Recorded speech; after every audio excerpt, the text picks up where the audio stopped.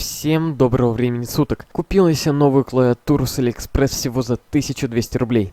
Клавиатуру доставили мне за 21 день.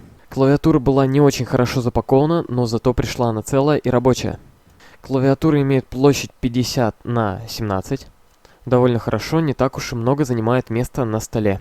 Она сделана как игровая, на ней есть клавиша FN, с помощью которой можно переключать подсветку, и также с помощью которой можно отключить клавишу Windows.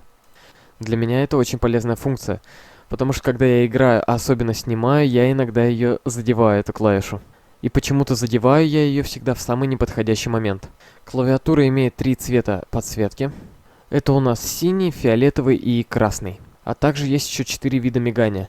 Один из них переключает все цвета по порядку, а другой делает мерцание каждого цвета.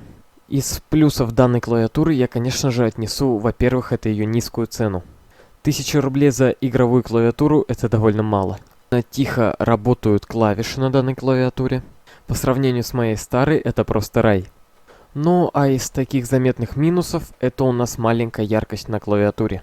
Буква на клавиатуре черного цвета, сама она тоже черная, и из-за этого при дневном свете на клавиатуре практически не видны буквы. На этом обзор новой клавиатуры подошел к концу. Всем спасибо за то, что смотрели. Всем удачи, всем пока.